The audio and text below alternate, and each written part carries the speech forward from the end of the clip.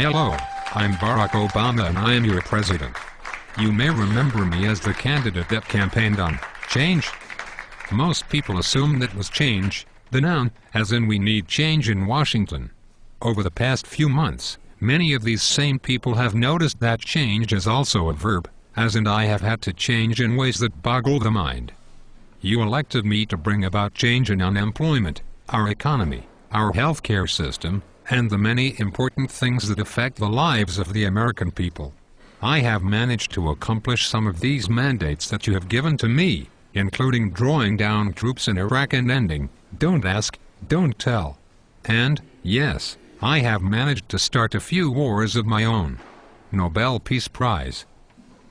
I have also made some horrible compromises along the way, but remember, you voted the Republicans back to a majority in the House.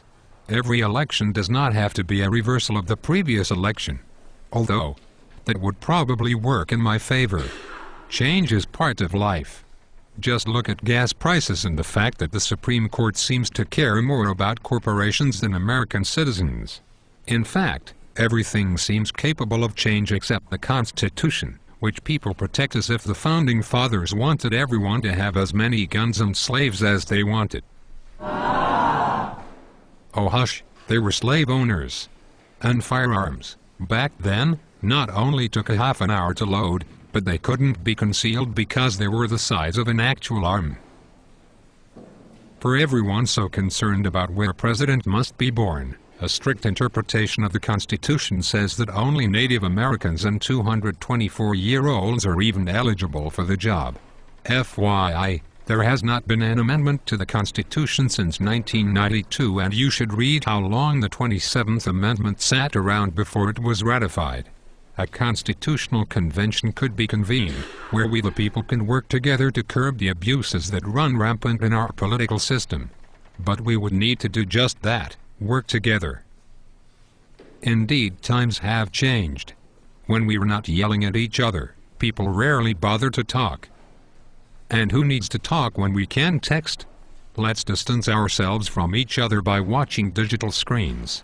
Let's escape reality by watching reality TV. But I digress. I cannot do it alone. I never could. I want you to remember that if you truly expect things to change, then you must change. This means not electing people because they are Democrat or Republican, because you recognize their name, or simply because they've been in office so long that they must be good at their job. Think about the people you've worked with for years, who still turn in the same half-buttocked performance day in and day out. If you aren't willing to change the way you operate, then how can you expect me not to?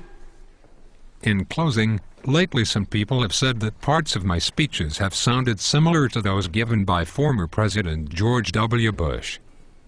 To them I have just one thing to say: mission accomplished. Thank you.